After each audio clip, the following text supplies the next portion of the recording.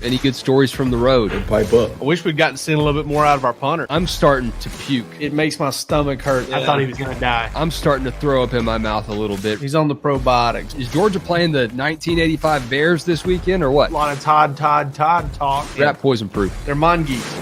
We will not be hunted at the University of Georgia. I can promise you that. The hunting that we do will be done from us going the other direction. Hey, all. Wes Blankenship here. Let me get Jake Roos and Palmer Toms in. Jake, welcome. What happened to the beard, man? So I've got a good trimmer. I invested in a good trimmer finally last year, and I could not find the proper trimmer head. So I used my old crappy trimmer, and as you can see, it went pretty well. Just had to go back to square one. Yeah, you Palmer Toms, fresh off a trip back home to Nashville. What's going on in the Music City? A lot of love for the Dogs. A lot of Tennessee fans that are excited to see Georgia roll into Neyland and come November.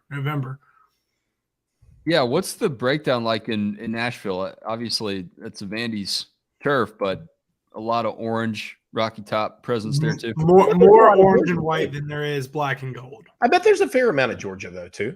There's a good amount of Georgia, especially in a younger crowd. Where that's become a popular city for people to go to, that aren't looking to go to Atlanta, whether it's Charlotte or Nashville or Austin or whatever. There's a good crowd. I bet you get a decent amount of Kentucky fans in Nashville as well. Yeah. I know a couple Kentucky fans. Me too. Don't we all? Nashville's a fun spot, man. And Palmer said he hit the town. Yeah, if you can't tell, I lost my voice a little bit. The town hit back. The town hit back. Tomahawk Dog wants to know who the guest is in the middle. That is Jake Roos, or as someone on our board calls you. Is it Tomahawk Dog that calls you Mountain Jake? Oh, I don't know, but that's I love that. I'm really glad like a great to come up with that differentiation. Yeah. In case you get confused between Jake. I will say though, City Jake is not the proper way to call Jake Rowe. No, that's a fair point. Jake Rowe not going to make it tonight. Let me pull up what he's got going on. He has no internet, and he is also hanging out with some wildlife this weekend. Jake Roos, what was the deal with that? Yeah, looks like they took a little trip to the wildlife park, and I thought it was just fantastic, man. I mean, it looked like Jake Rowe has a real problem with alpacas based on the photos that we saw. I don't think he trusts them as animals. Yeah, he was definitely sizing them up. The first photo you sent, which I would guess is getting the one that Wes is going to pull up that you tweeted, was a classic. Instant classic there. It looked like the alpaca was sizing him back, though. I mean, it looked like they were both checking each other out. 100%. Yeah. Look at this. that Jake Rowe's face screams there like, "What's up, bro?" Like what's yeah, but also so does the alpaca. Yeah, absolutely. Yeah. And I've got to tell you, the alpaca looks frightening there. That's also such a Jake Rowe outfit right there. The sweatshirt and the Master's hat. I'm going to say that specific sweatshirt, in fact, is probably the thing I have seen. I've known Jake Rowe now for going on 10 years, and I've probably seen him in that specific sweatshirt more than any other outfit ever. Well, and since he went to the Masters in 2022, that specific hat. He got a navy one this year. But that Masters green hat that he's got on his head right there, he wears that one quite a bit too. So that is the Jake Rowe uniform. It is. There's no question. I guarantee you he's wearing some shorts that are made for hiking that he cut the liner out of, probably. Fishing gear shorts. Yeah, so yes, some super comfortable shorts designed for an outdoor activity that are mostly designed in Jake Rowe's life to hang out in his basement and then come to practice it. Athleisure, the Jake Rowe way. Yes, no question. This is the Rowe Roast podcast, I guess. Well, we'll roast Jake to his virtual face on Wednesday, presuming he makes it on. His internet's out. Some issues getting some wires connected and buried and all kinds of stuff that he's dealing with. So this is what we got tonight. And guys, it is the start of another massive, I don't want to call it historic, Georgia NFL draft week, because last year will be pretty hard to top. But when you look at the opportunity Jalen Carter has, Broderick Jones, Darnell Washington, Nolan Smith in the first round, the Dogs could make a lot of noise once again. And some offensive Georgia players sneaking in there this time around, because last year, of course, it was just a defensive barnstorming from all those Dogs that made it in the first round. But how do y'all anticipate this year's draft will have a different flavor from last season's? Is it as simple as to say that there is more of an offensive presence? You know, really, when you look at Darnell Washington, obviously there was George Pickens last season. But right out of the gates, once again, you've got just a really good mix of Dogs that made huge impacts on this national championship team that are going to get their NFL draft opportunity. For me, I think the big difference this year is the Jalen Carter thing.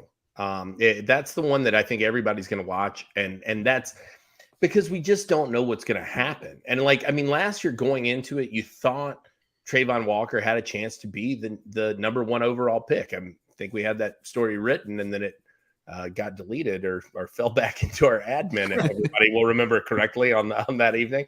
But you know, that was pretty well understood. You thought that he was going to go pretty high in that draft. We had first round stories written for a lot of those guys, pre-written. With Jalen Carter, we're still going to have a first round story pre-written for Jalen Carter, but I think the question is, where does he land? Because it sounds like there's a potential for a slide, but is there really? And is that, how much of that's just smoke that's out there? I don't know. It feels like everybody in their power is trying to, suggest Jalen Carter doesn't love football. Jalen Carter has character concerns. And then you see some of these draft models and it's like, you don't see it much below the 7th or 8th pick, right? Yeah. So it's a tough read, I think, this year in terms of where he's going to be selected. And is he going to be the first Georgia player off the board? I mean, these Nolan Smith projections continue to climb while the Carter things continue to fall. And I got to be honest with you, man. Like I've said on this show, I hope the Falcons are the ones that are putting this stuff out about Jalen Carter. And I hope that he lands in Atlanta because that's a guy that the Falcons could absolutely use. I know Nolan Smith's been penciled into him a couple of times as well. I think anybody would be happy to see a Georgia guy land with the Falcons just because it's such a rarity. But overall, to me, that's the big storyline moving into Thursday is how does Jalen Carter fare in this draft? And I don't think there's any reflection on Kirby Smart and the culture of Georgia's program, but that's been the continuous narrative around that idea, right? No, that's absolutely the biggest storyline. I think the biggest difference between last year's group and this year's group is I think the second night could be pretty quiet. If Darnell Washington and Keely Ringo make it there, which I feel like most projections at this point have that happening, they're going to hear their names called early, probably in that 40 to 50 range right there. And then Georgia may not have another guy picked until the 5th round. Probably not going to end up with a 3rd rounder. They could end up with a 4th. I think that's an interesting round. I remember sitting at home last year as we were, getting ready to publish all those stories, and none of us would have expected Jake Camarda to go in the 4th. I didn't expect Amir White to go in the 4th. Sure. That to me, that's kind of an area where, and I don't think anybody predicted Nakobe Dean to slide like he did. No, not to the 3rd. Right. And personally, I didn't think James Cook would go in the 2nd. So no, yes, this draft can surprise you, and maybe it's not going to be a quiet night, but I would say round 2. You're probably going to get 1 or 2 Georgia players, depending on if they go in the 1st. Darnell more so than Keely. But I would be surprised if Georgia ends up with a round 3 pick. And I wouldn't be shocked if they end up with a round 4 pick, but it would come as a big surprise too. I think that the what we saw last year with this group of guys that Georgia had, the 15 that got picked, it was almost equally distributed. They had no 7th round picks. I mean, that was the nice part about, sitting at home doing it all, is at the end of the 6th, we were done. Yeah. We didn't have to watch the 7th round of the draft because all 15 of the Georgia players that were picked or were up for grabs were picked. First of all, I don't think that's going to be the case this year. They've got 13 available, and I would be absolutely shocked if all 13 of them got picked.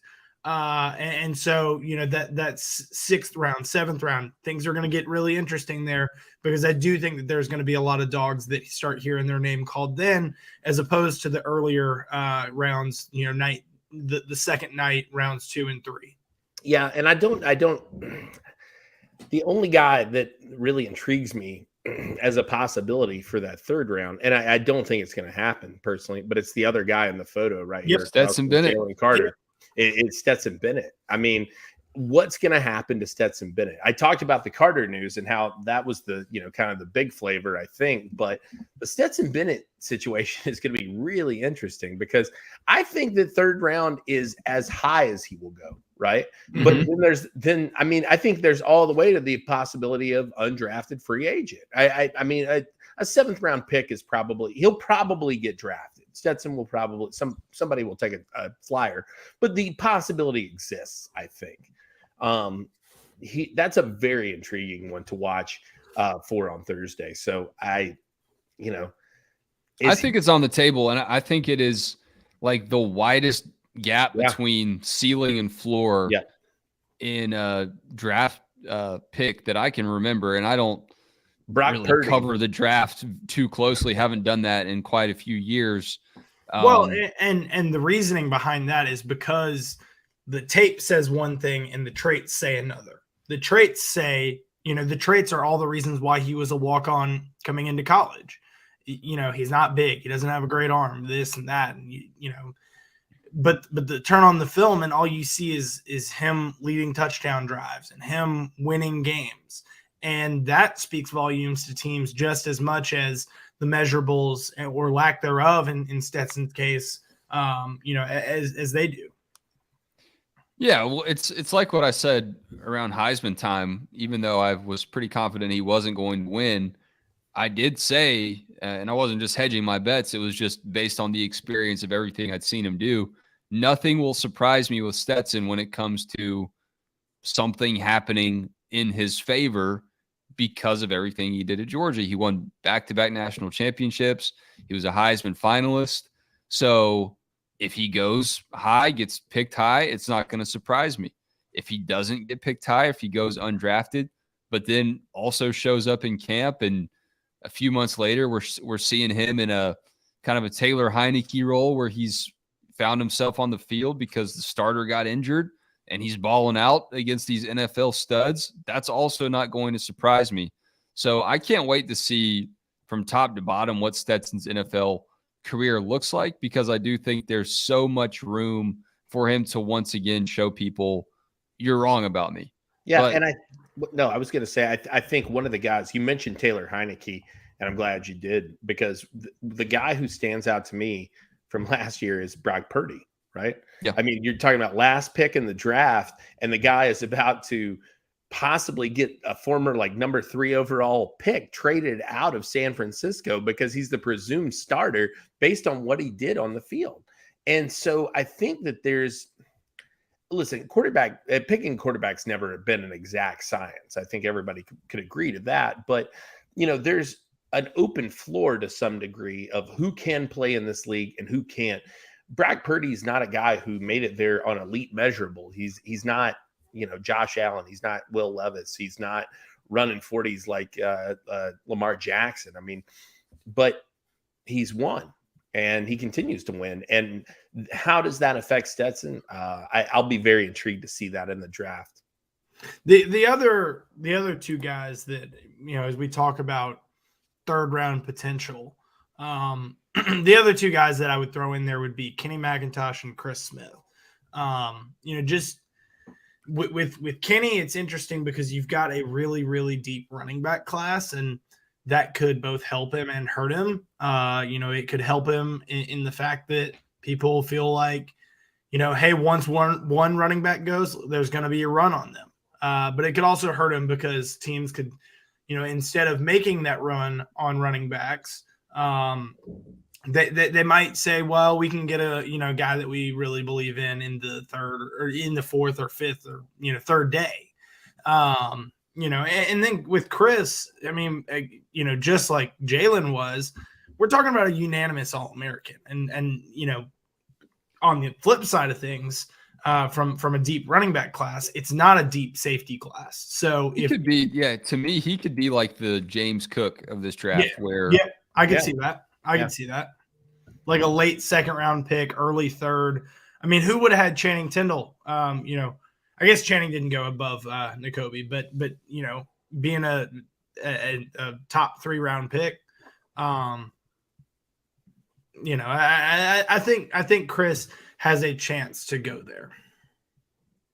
What do you make of the Nolan Smith rise? Because I'll tell you, it makes as far sense. as what he's done on the field, it would surprise me to see him go as high as some of these mocks that I've seen. Just in hindsight, I've seen one where he's as high as the 16th overall pick in the draft, 16, 17. I've seen some where he's 30th overall to the Eagles, which I think would make a little bit more sense. But I mean, it's just shocking to me. And I guess when I look at him physically, what wouldn't surprise me is to learn that he just blew the doors off of everybody in the interview process because of how affable he is and the head he has on his shoulders, the leadership traits he has, and that you have a known commodity there. But this rise, kind of like ships in the night with Jalen Carter to an extent, not that they're actually passing each other in the mocks, but it's been something to watch the last couple of weeks. Yeah, and I think that really, like you said, to me, the thing that benefited Nolan more than anything was just getting in front of people. Everybody in our realm, I think to some degree, had taken for granted who he was in terms of how that might impress and how that might boost his stock further.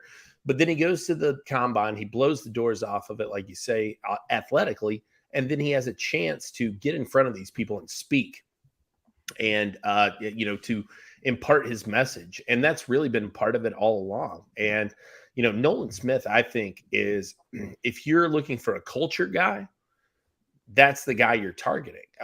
He has all the elite measurables, and he brings the personality and the want to and the leadership factor. And I think that that's as intriguing to people as, look, Jalen Carter was super productive. I mean, and is a force to be reckoned with. But I think in a lot of people's cases, it's how much, and I'm not saying you got to babysit Jalen Carter, but how much am I going to have to babysit a guy? Nolan Smith has presented himself throughout this process, throughout his career, as a guy that you're not going to have to watch out for. He's going to take care of himself. Nolan's going to watch out for Nolan, and he's going to make the right decision along the way. Well, and if you look at his college career, Nolan's going to watch out for everyone else that's around him too. Yep. Listening to the talk about Jalen Carter, you use the word babysitting. A lot of these teams have, and mock draft analysts and people like that have said, well, a team that's going to take Jalen Carter, they better have guys that can, hold him accountable. Well, Nolan is one of those guys that can be a guy that holds a player accountable down the road for you when you take him, because, go read the piece that I put up today. Nolan did an interview on NFL Network earlier this past, to start off the weekend. And he talked about, his experiences at Georgia and, how he went from being the mentee under Azeez Ojulari to the mentor for Marvin Jones and what that was like. And, I think it speaks volumes about Georgia's culture and Georgia's connection, but I think it also speaks volumes about Nolan and the kind of player that he is, being, on the younger side of things, wanting to get better, wanting to get himself better and just soak up everything that somebody who's done it well before him has to offer, but then also wanting to share what he has learned and pass that along to others. So he wants to be the next head coach of the Georgia Bulldogs, Yeah. I 100%. And I forget whose it was. So I won't even speculate. I think it was somebody from Yahoo, though, if I'm not mistaken, who had suggested the idea that the Bears traded around and basically paired Jalen Carter and Nolan Smith together and said, let him be kind of his brother's keeper here. Yep. Wow. Yeah, I saw that one at some point, and Yeah. I want to say I saw one that had Jalen slipping to 10 to the Eagles, and then Nolan slipping to 30 to the Eagles, where they would build Athens North. I mean, anywhere you go in the next decade, you could call a directional tangent of Athens because there are so many dogs hitting the NFL draft right now. I can't wait to see what happens. We'll get into this more on Wednesday when Roe joins us again. I'm sure there will be some more shuffling among these crazy NFL mock drafts that give us something else to talk about here. I'll tell you this. My last thing on this. I think Warren McClendon will outplay wherever he's drafted. I think Warren McClendon is a solid piece on an offensive line for years to come. I said that about Jamari Sawyer last year. You saw how the Falcons listened to me. Now he's the starting left tackle for the Chargers. Bang, bang, bomb. What I'm hearing is that you should be an NFL scout. It's not out of the realm of possibility. I don't know if this is far-fetched or not, but Roos, I think you keep up with the NFL as much, maybe the most of any of us on the staff. I keep up with the players. I just get the vibe of that. I spend a lot of time talking to you about it. I keep up with the players, and I watch the draft religiously. To be honest with you, I sort of ended up doing the recruiting stuff as a byproduct of the draft. I never wrote about draft stuff, but I've always been obsessed with the draft and the traits and the measurables and things like that. And so that naturally translated over to the high school recruiting aspect of things. And so I do, I absolutely look into that. And I follow this part of the year. To me, the draft is the best part of the NFL. Oh yeah, it's so fun, man. I want to go to one. I've never been to one. No, me too. The one in Nashville looked to be a lot of fun down there on Broadway. Ruined all those bachelorette weekends. Yeah, Hope Springs anew every year, and I, as a Falcon fan, I just set myself up once again for it. Right, this could be the year. Yeah. Yes, you gotta have hope. Yes, I wrote about this over the weekend and had a little bit of back and forth on our message board about it. CJ Stroud's tumble is interesting to me, and we wouldn't talk about this probably if Ohio State didn't play Georgia in the Peach Bowl. But it's just fascinating to me to see the NFL draft process play out and linger and delay as long as it does, because I think in a lot of situations it only hurts guys like CJ Stroud. You've seen these negative stories come out about how he, blew off an opportunity to go to a Manning camp. To me, who cares about that? But any red flag for a quarterback is a massive red flag. And now we've seen Will Levis, who, couldn't find any kind of support, any kind of friend early in this NFL draft process, to now he's passing CJ Stroud because Stroud is taking this tumble. But guys, when I saw CJ Stroud play against Georgia's defense, he looked like a guy who could be not just a competent NFL quarterback, but a first-round draft pick. And it's the flip side of the coin of what I say about Anthony Richardson. If you want to really get a true test of how ready a quarterback could be in the NFL, and I know it's just a one-game sample size, and I didn't watch every single CJ Stroud game this year, and I know this game against Georgia in particular was kind of an outlier for what he did. But I do know that my eyes did not deceive me. That guy was a baller against a really good defense. And Anthony Richardson has not been a baller against Georgia's defense in 2 opportunities. So that's something that I can't wrap my mind around right now. Yeah, no question. And Palmer said it. Yeah, neither has Will Levis, right? I mean, CJ Stroud played essentially what was professional team at the end of the day by how many of these dudes will get drafted off of this Georgia team, and took him to the brink. And I agree with you 100,000%, Wes. I people know that I'm a football guy. They ask me all the time, what do you think they should do? I think CJ Stroud should be the number 1 pick in the NFL draft. I think that he has all the measurables. I think he's put it on tape. I get people have a knock against Ohio State quarterbacks to some degree because they are surrounded by very elite weapons. Brian Hartline creates an outstanding receiver room for them to throw to. But that kid played as well against Georgia as anybody I've seen in the last probably 10 years. And, if not for a botched kick and now I'm not saying, Georgia there was some missed holding throughout the whole game. Oh, for sure. But if not for a botched kick, Georgia's not back there, and it would not. And that's not on CJ Stroud to kick that football. Well, he did everything he could have.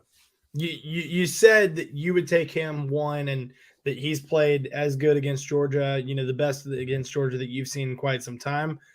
Turn on the 2021 SEC championship. Yeah, I mean, I don't have any qualms with Bryce or I'm with Stroud. it. Yeah, I'm not hating on Bryce Young. To me, though, if we're talking about, like I said, to me, it's a combination of both things. It's what he put on tape plus the measurables, which is what everybody in the NFL drools over, right? CJ Stroud has the more desirable frame, which you believe will hold up over the longer course of time, et cetera, et cetera. That to me is what puts Stroud the notch above Bryce Young. I don't think you can miss with either of them, and I think there's a reason why, throughout this entire process up until those C2, S2. Yeah, the S2 is the thing that's being held against him now, yeah. And I had to read up on that. It's not just the Wonderlic where you're just measuring your overall intelligence, your cognition. It's S2 not an is, SAT or ACT. No, it's how fast do you gather information and then make a decision based on it. And I wouldn't even invite me to the test. I would be interested, and I will be interested to see, because this is the one of the earlier years that they've been using that over the Wonderlic. I'll be curious to see how those scores start to translate to on the field, because there is something to be said about the ability to, read and react type, to things that you see out there. But, I think that, what I was saying was those two, CJ and Bryce, have been the top 2 quarterbacks, through this entire process. And I think, Georgia has gotten to see the top 5 quarterbacks, probably the first 5 quarterbacks that get picked in this draft. They've gotten to see each of them in the last 2 years, between Stroud, Young, Levis, Hooker, and Richardson. And 2 of them have played really well against Georgia. 3 of them have not. And I think, when you're, you can see how good Georgia has been based on what they've done and what they've turned out to the pros. Those guys played really well against those, pro, filled teams. So I think that they're the top 2 quarterbacks. Yeah. Look, you can't just make these decisions based on one game. Guys play lights out. They catch a heater and they go on a tear, and they're not as good in their career as they were in that one game. But I think all of us who watch Georgia's defense know that if you get a guy that's able to break through that seal a little bit, he's probably having a pretty good game, and it's probably not just a flash in the pan. You got to be a dude. I mean, you really do. And just because you don't doesn't mean that you can't play well. For me, that's why I single out Anthony Richardson as opposed to Hendon Hooker, because Anthony Richardson's had, two really good shots. And, Georgia's defense against Hooker in Knoxville was a totally different beast. They got him benched, but Richardson just looked lost against Georgia when it mattered most. So I understand his measurables are what they are. And when you're a scout and you see him in person, I know it's probably hard to say, yeah, we wouldn't be interested in that guy. But Stroud and Bryce Young are clearly, when you look at what they did against Georgia, and you want to think about how that translates to the NFL, man, they are different. They are built different for sure. Breaking Tee is also built different, and the apparel that they put together to go on your upper body, maybe your arms as well, if you want to get a hoodie or a sweatshirt, or maybe you just want to get a t-shirt that shows everyone that you love the Dogs and you've been riding this Dogs back-to-back national championship wave. You can check out the Breaking Tee line of apparel, and the link to the Breaking Tee lineup is in every episode description of the Georgia Show, whether you're watching on YouTube or listening on Apple Podcast or Spotify. Check out Breaking Tee right now if you need a new Georgia shirt, and we all know that you do. Well, it's I feel like we got something maybe cooking with the Dylan Raiola decision. We saw Bear Alexander make his transfer portal decision as well. And it's a lot of sour grapes maybe for Georgia fans who are saying good riddance to Bear Alexander, guys, but I don't think we've really taken the opportunity to look at what kind of impact he could have by leaving Georgia. And I don't know if G-Day fully answered that question, but now that Bear Alexander's decision is in, he's definitely gone. How do you think Georgia will replace that? Is there one player in particular that steps up and fills Bear's shoes, or is Georgia going to have to figure this out over game action a couple games into the season?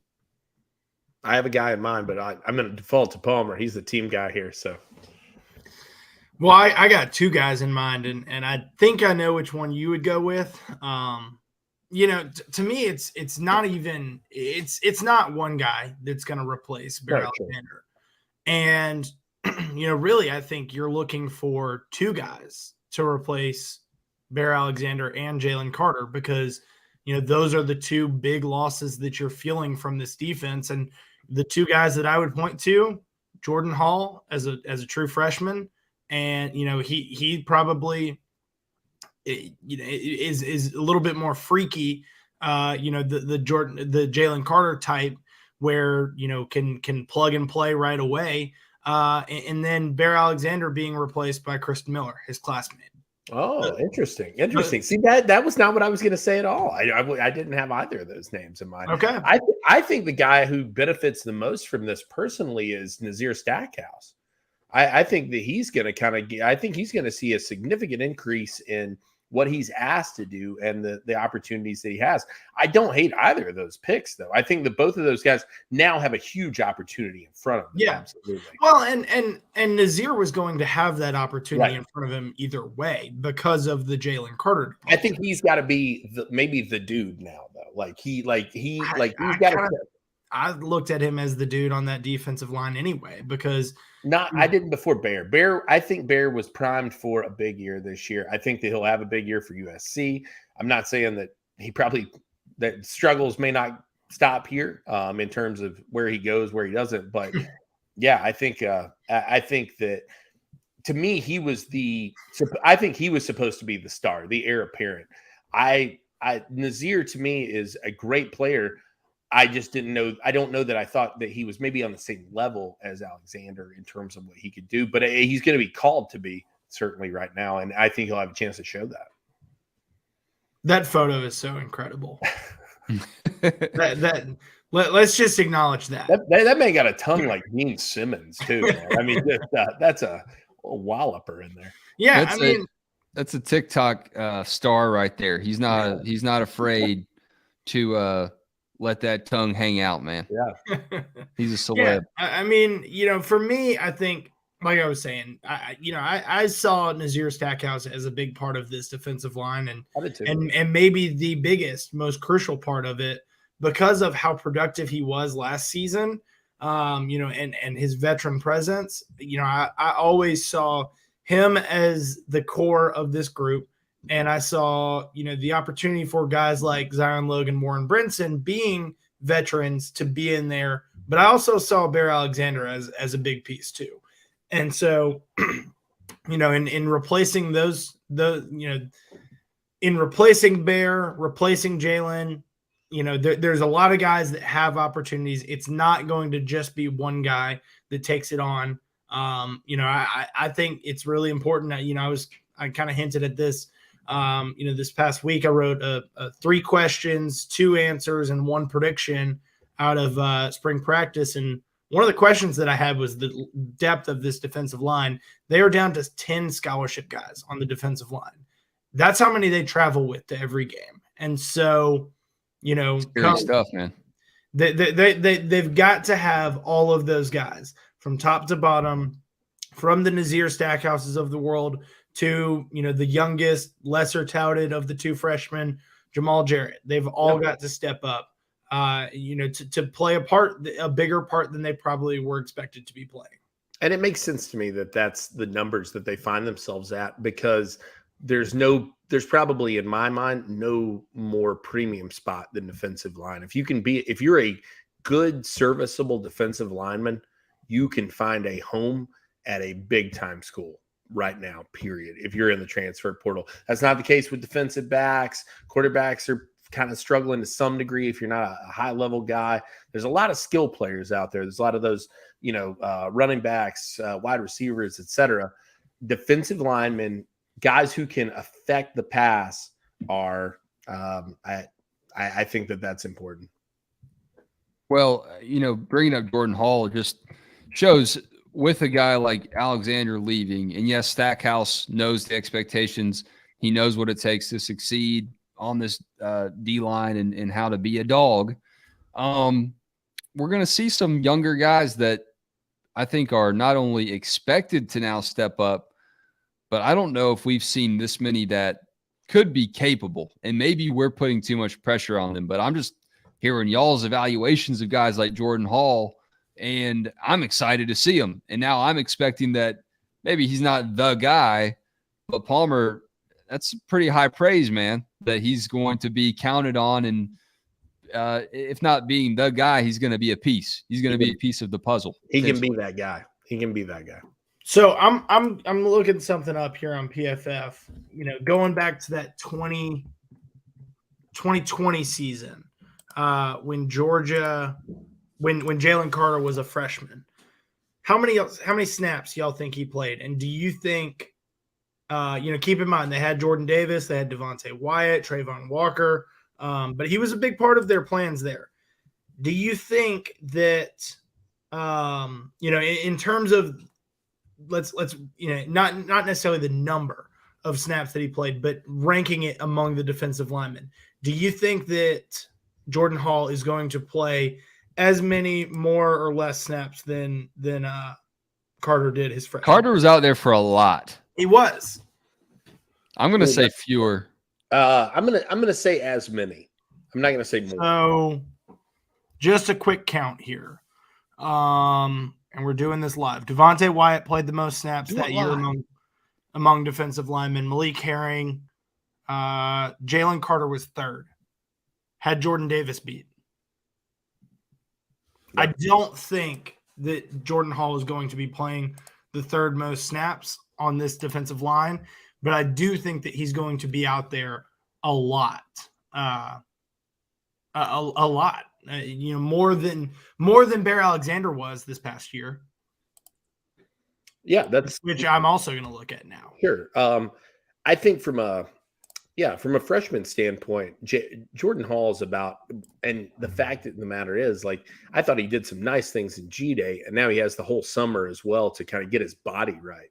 And, you go back, though, turn on the tape of his high school film, just tremendous stuff, man. I mean, unless he forgets how to play football, Jordan Hall is going to be a guy who makes his presence felt early and often. Bear was 8th among defensive linemen this year. He was where? 8th among defensive linemen in terms of snaps this past season as a true freshman. Yeah, okay. Nazir Stackhouse was number 1, and obviously affected by the fact that Jalen Carter played 3 less games, and really that 3 is more like 4 or 5 based on how much he was limited. But I I You think know, to my me, point there being Nazir Stackhouse was a big part of the defense last year too. to me, though, Stackhouse is going to be called upon to do more than he has done. I think. I mean, I'm not saying just in terms of sheer appearances.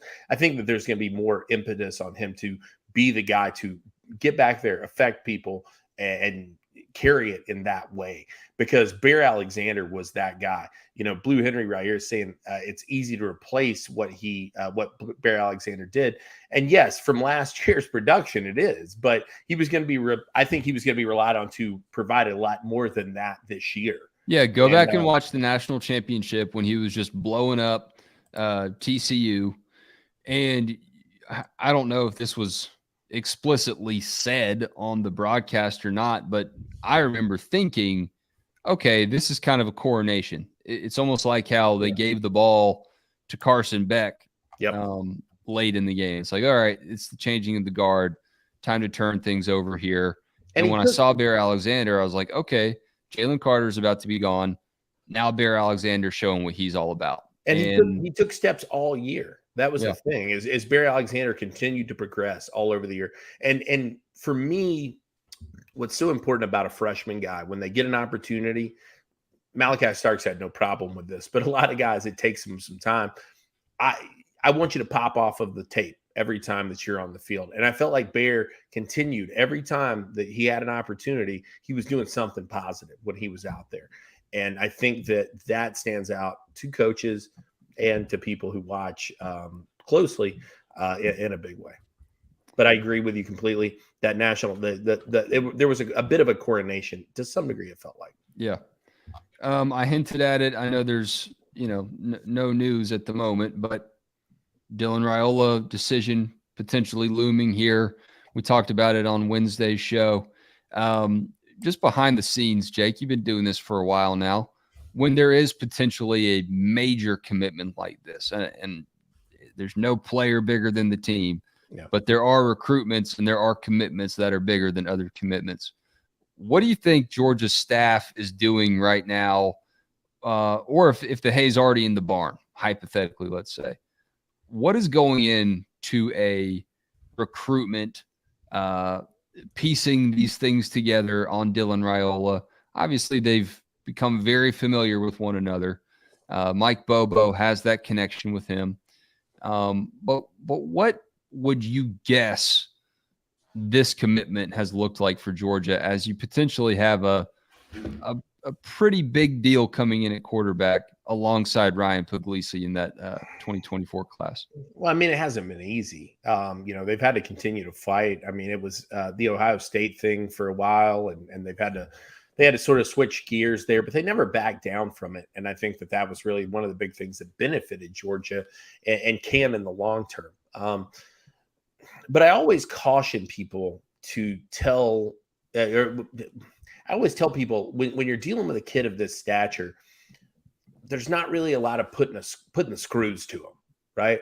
You can't say, hey, we don't have a spot for you.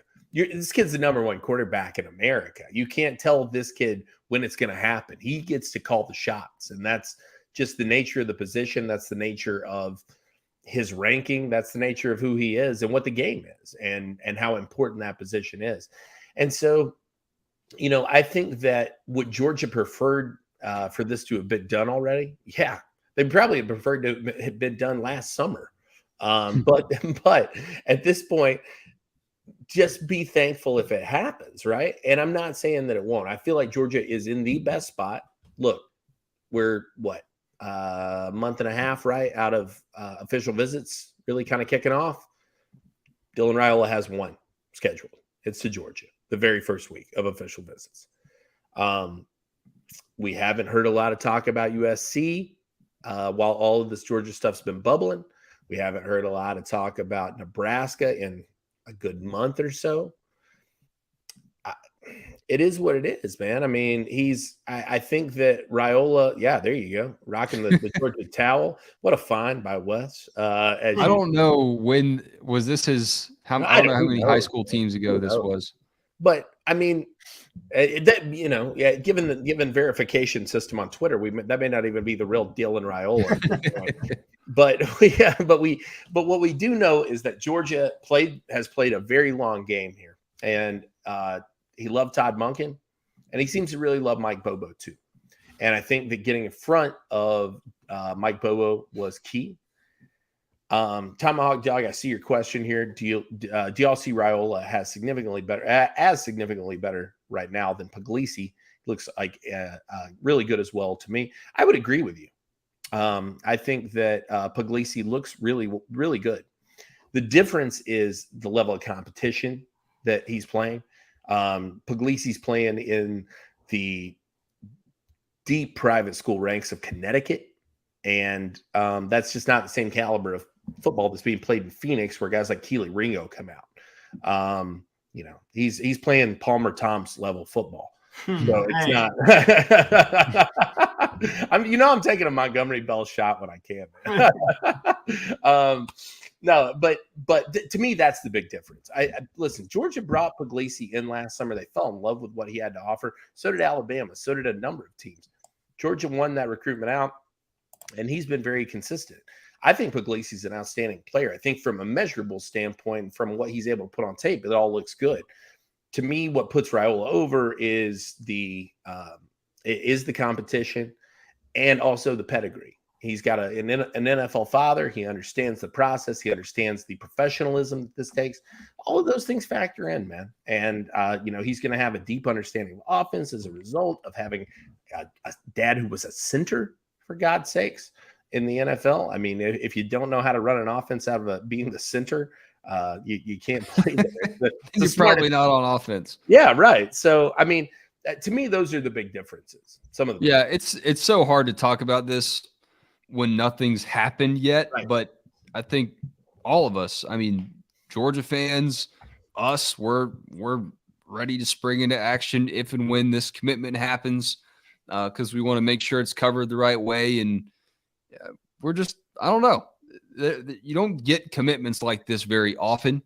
And when you have an opportunity to talk about them, I'm glad that we had the opportunity to answer some questions like that from Tomahawk Dog. And Matthew C. wants to know, should we be worried about Raiola?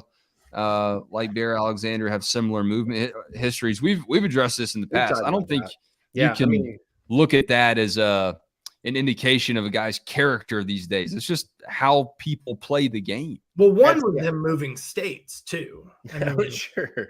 From Texas to Arizona. Sure. I mean, there's different. I mean, it's different stuff, man. It really is. Everybody wants to think that high school football is like when they were in high school, and it's not. It's not even close. It's much more like college football used to be. And college football is a lot like pro football used to be, and pro football is something totally different now. So it's transcending all the time. I don't have. Listen, here's my. I think I said this on the board. If I didn't, I may have said it here, but I've said it. If the number one quarterback in America signs with your school, he's probably not going to sit around for 3 years. Okay. Just regardless, it's not going to matter. Somebody's going to give him an opportunity to go somewhere else. I think that, we're seeing this Brock Vandegrift stuff right now. I kind of think that's even a dying breed. I think that guys are going to, and Dylan is the number one guy. So that's a way different thing than the number 4 or 5 guy, which I think Brock was at the time. That's a different spin on everything. So, yeah, do you have a worry about him transferring? Sure, if he doesn't get a chance, I could see that. If somebody supersedes him, he'll probably transfer. If he's the guy, he might be there. But also, too, A.D. Mitchell and Bear Alexander were the guys. So look, you can't judge it based off of that. It's totally flipped, man. And it just you just got to come what may. Georgia, though, to go back to Tomahawk Dog's point, Georgia's signing 2 really good ones in this class if Raiola comes on with Puglisi. And if he doesn't, they've got some other good options out there. But they're going to take 2 guys in this class. I feel very convinced of that regardless of what happens here. And that's how they have to buffer that right now. And then if it doesn't work out that way, they'll use the transfer portal just like everybody else does. So Yep. It You works just gotta- both ways. you just got to play it, man. Let's get to some dog stocks, wrap this thing up, and get into a big week for Georgia football. As we look at the draft and everything we just talked about, I'm going to say stock down on Jake Rowe because he missed the show because of his internet. And this, what is this? It's an alpaca, not a llama, Yeah, that's correct. right? Alpaca, whatever it is, man. Jake Rowe does not want any part of that thing, dude. That thing would rip him to shreds. Any It one just of them. has those grinding, flat teeth that are built to chew through cud or whatever it eats. I drive past this animal farm, I'm pretty sure, unless it's a different one. And there's a lot of them out there. And they got a pack of alpacas. They don't just travel solo, they travel in packs. And Jake Rowe would be toast. So stock down on Jake Rowe. Baum, you want it? Yeah, I will go stock up on Georgia spring sports. Baseball swept Woo! number 5 Woo Arkansas, pig. and that was a big one. I see you there, Uncle Glenn. Softball swept South Carolina in Athens. Women's tennis won the SEC tournament today. Men's tennis was just, a tad bit away from winning the tournament, but they won the regular season with an undefeated SEC record, did not drop a match there. I stock up on the spring sports, and I think it's an exciting time, with the draft being this week and spring football being done. After this week, attention turns a little bit away from football. And it's a long time until the fall, and we'll be here to keep you entertained. But We'll find stuff to talk about. exactly, Trust me. exactly, for sure. But Georgia spring sports are doing their part too, and the basketball program as well, picking up a pair of commitments here within the last week. The transfer portal. So stock up to spring sports, other sports, football, non-football sports. Yeah, there's nothing better than spring sports in Athens. If you're around, pop a Zyrtec, Claritin, Allegra, your allergy medicine of choice, and sit out and enjoy it, man. It's there's nowhere better to be than Athens, Georgia in the spring. All right, Jake Roos, take us home. Mountain Jake. All right. Am I incorrect in saying, and you guys please feel free to correct me if so, that all the SEC spring games are done? Yeah, I guess Bama. So I think everybody's done, right? Bama and LSU were this past weekend. Okay. I think everybody's done at this point. So I'm going to say stock down on people reading too much into spring games. All right. Everybody getting ready to bury Alabama, getting ready to coronate everybody else. I get it. Listen, there were some good things. There were some bad things from each of these. The script is there. I love what Deion's got going on and the buzz he's got going on at Colorado. If you go look at how they were playing defense in Boulder, you need to be worried about that, not excited about how the quarterback was playing, okay? That's the big takeaway for me. Take a chill pill when it comes to these spring games. The situations are what they are, and I think that it's designed that way in some regards. Matthew C. says, LSU looked good, though. Daniels and Nussmeier look great. Those guys look good last year, too, right? In real action. They've proven that in game time. That's not just the spring game where they've done that. Take a step back, take a breather. It's exciting. It feels like football in the middle of the oasis, but it's not real life. And so everybody take it back, take a step back, reset your expectations. Fall camp will determine all of this, and we'll all forget the spring ever happened once fall camp kicks off. And hey, while we mentioned spring games, stock up to Georgia fans. 7th biggest turnout for a spring game with part of the stadium closed off. No question. Big. Wow. Huge. That's pretty special, man. Pretty special. It's not Colorado. You didn't have 93-year-old women doing the honorary kickoff or anything, but it was pretty cool. Yeah, that defense was laughably Suspect. Come on now. I mean, Come on now. scripted. Yeah, exactly. In some cases, scripted to get Travis Hunter that easy touchdown. Dion knows what he's doing, though. I will say that. Oh, I'm with you. Prime. Listen, in Colorado, if you want to reinvigorate your program, you've done it. Have a fun spring game. That's right. We had a fun show tonight. We missed you, Jake Rowe. We'll see y'all back here Wednesday night, 8:30 p.m., the Georgia Show, every Sunday and Wednesday. This will be I assume, a totally NFL draft focus show as we look ahead to the Dogs going early and going often. So we'll see you then. And then, Rusi, do you have plans for Bark After Dark this week? Ooh, or is Jake's internet it may hinge on what happens with the internet situation. Okay. At the row I house. texted Jake in the middle of the show. A potential.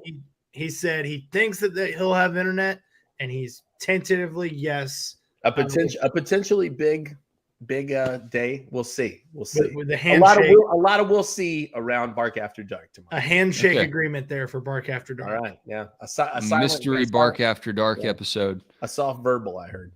Thanks, y'all, for joining. As always, sign up for a premium membership at DawgsHQ.com and read all the other good stuff on our message board and the premium news breakage that we have going on around these parts in Athens, Georgia. Y'all have a great week. We'll catch you soon.